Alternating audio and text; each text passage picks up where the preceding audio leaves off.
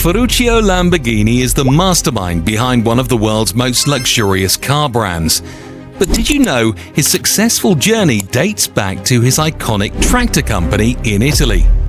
And what most people don't know is that even before becoming a tractor tycoon, he was a prisoner of war. While his incredible engineering skills led to the foundation for world-class tractors, a heated argument with Enzo Ferrari set him on a new path. And that's where the journey of the world's most luxurious car brands actually started.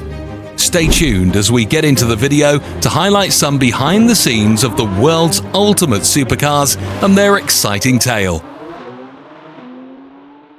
What if you learned that Ferruccio Lamborghini grew up as a child of great farmers in a struggling post-war Italy? Wouldn't you just wonder how a great farmer's son can become an iconic figure behind one of the world's most luxurious car brands? Let's go back to 1916. Despite Italy's financial hardships and widespread food shortages in the early 20th century, young Ferruccio maintained an optimistic outlook. He spent his childhood working on his parents' farm, where his father hoped he would one day take over the family business. But guess what? Ferruccio had different dreams of becoming an engineer. From a young age, he was fascinated by mechanics, spending countless hours fixing the family tractor. At a time when automobiles were still in their infancy, his passion for cutting-edge technology set him apart. After completing his school, Ferruccio faced a crucial choice of whether he should follow his father's footsteps into farming or pursue his love for mechanics and become an engineer. Of course, his passion led to his father's disappointment. He chose engineering and moved to Bologna to study at a technical college. After graduation, Ferruccio worked as a mechanic, but his journey took a dramatic turn when World War II bursted. Drafted into the Royal Italian Air Force, his exceptional mechanical skills led him to help maintain military tractors and trucks on the Greek island of Rhodes. And this unexpected experience actually proved extremely important to him. In 1943, as Italy signed an arms disagreement, Ferruccio found himself stranded in Rhodes under German control. He opened a mechanical workshop on the island, but as the war ended, the Allies took over and imprisoned him. Recognizing his talents, they had him repair their vehicles for a year before allowing him to return to Italy in 1946. It was back in Italy that Ferruccio Lamborghini's incredible story truly began.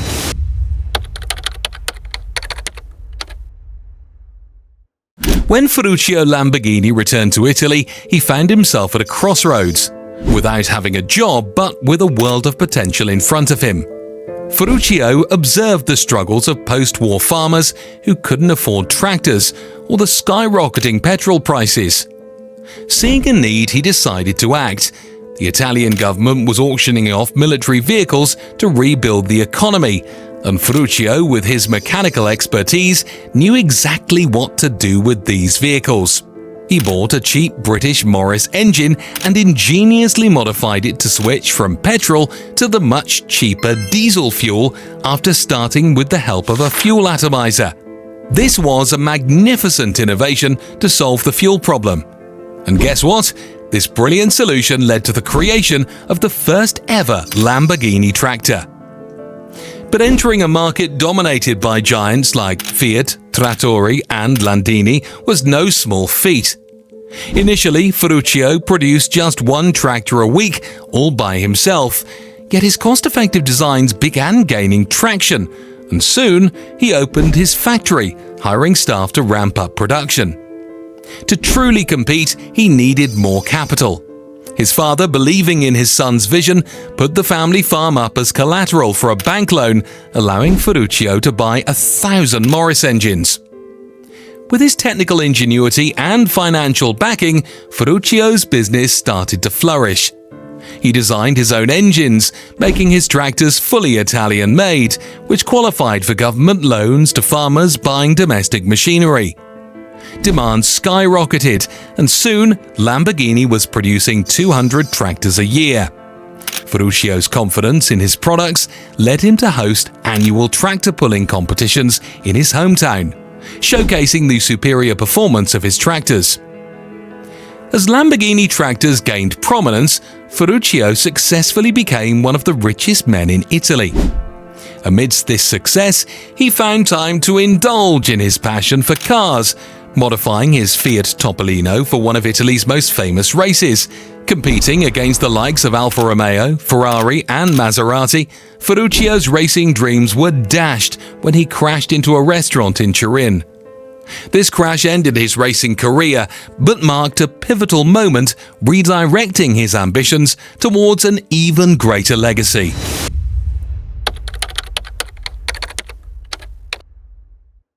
What does a man do when his racing days are over, but his love for cars remains undiminished? But if you're Ferruccio Lamborghini, you buy a fleet of luxury cars. In the 1950s, Italian brands like Alfa Romeo, Fiat, Maserati and Ferrari were the models of elegance and engineering prowess. Ferruccio owned them all, but none of them satisfied him completely. His prized Ferrari 250 GT, admired by the rich and famous, left him unimpressed. He found it too noisy, rough and frequently plagued by breakdowns. Frustrated with constant clutch issues, Ferruccio discovered something shocking.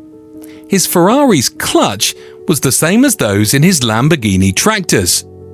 Determined to help, he upgraded the clutch and went to Enzo Ferrari with his findings. But this was a challenging task. Enzo was known for his fiery temper, but Ferruccio believed he was offering valuable advice. Enzo, however, saw it differently. He angrily dismissed Ferruccio, saying the problem wasn't the clutch, but Ferruccio's driving. He even insulted him, suggesting he stick to making tractors. This critical encounter fueled Ferruccio's determination. He vowed to create cars superior to Ferrari's cars that embodied perfection. And this is where Lamborghini's car company was born, with a mission to build the best cars money could ever buy.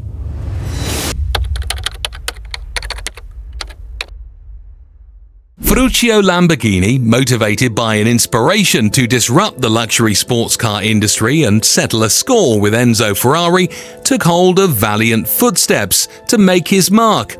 He even poached one of Ferrari's topmost skilled engineers to construct his all-star team.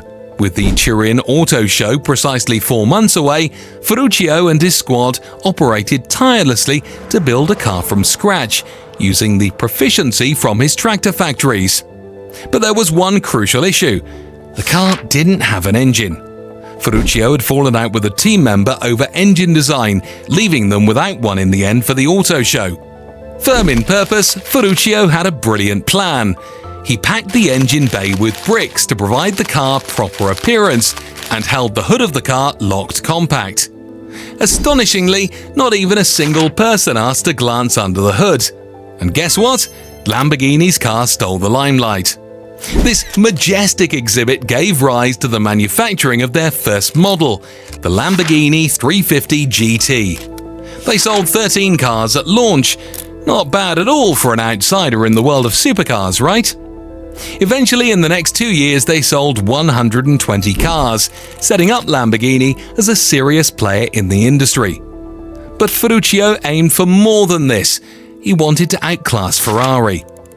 When Ferruccio concentrated on refining the 350 GT, some of his top engineers covertly worked on a new design called Lamborghini P400. This car was outlined with racing DNA, but they were aware that Ferruccio was cautious of race cars after an accident in the past. When they finally revealed the complete prototype, he was not very sure at first, but then he saw potential for an influential marketing tool. The result? The Lamborghini Miura was finalized just 2 days before the 1966 Geneva Motor Show. The Miura was innovative, with its engine accommodated at the back like a Formula One car, amplifying the performance. This revelation made the Miura a sensation and in no time became an iconic symbol. It was highlighted in prime movies like The Italian Job and was taken up by popular celebrities as a symbol of luxury. In short, Lamborghini was on the rise. But you won't believe what happened next. Calamity was looming on the horizon.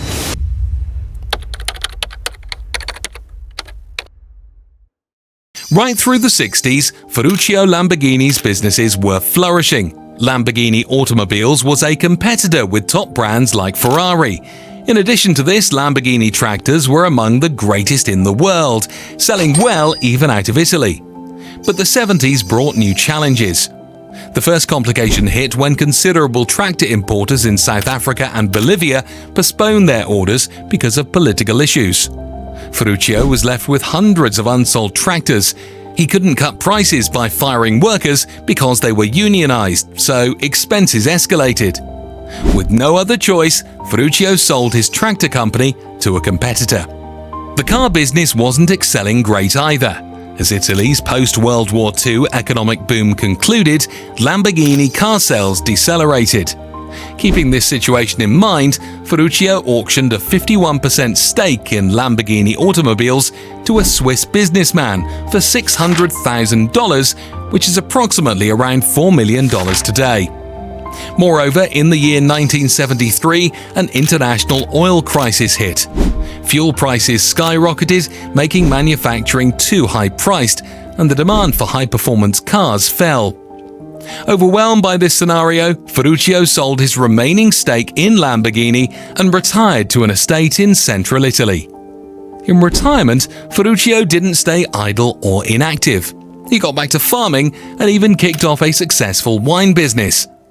But this begs the question, what occurred to the Lamborghini after its founder stepped aside?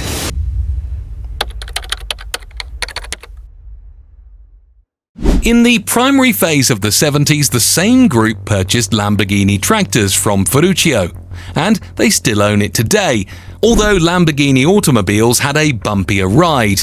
With Italy's economy and politics getting substandard and worse in the 70s, the firm went bankrupt in 1978, and by the year 1980, two fortunate French brothers obtained it for a bargain price of $3 million. Under their guidance, Lamborghini began to recover, and in 1987, Chrysler acquired it for $25 million to expand their car brands. Chrysler made some gains before US sales fell, and they had to sell the company. Eventually, an Indonesian business group then bought Lamborghini for around $40 million and brought the brand again to life. However, a financial downfall in Asia forced them to sell it again. Volkswagen, taking the edge of the strong European markets, purchased the Lamborghini in 1998, along with other brands like Bentley. To date, Volkswagen still possesses Lamborghini through its subsidiary Audi. Despite the uncertainties and its ups and downs, Lamborghini has prospered under Volkswagen. The 21st century has seen an immense request for supercars, with Lamborghini leading and dominating the way. Even though Ferruccio didn't outshine Ferrari in his lifespan, Lamborghini is one of the top choices for luxury supercars in today's world, principally amid new money millennials. It's ironic that if Enzo Ferrari had just paid attention to Ferruccio's instructions, Lamborghini might never have been created. That's it for today's video. Make sure to give this video a thumbs up and don't forget to tell us what you think. Will Ferruccio go down in history as one of the greatest engineers in terms of innovation?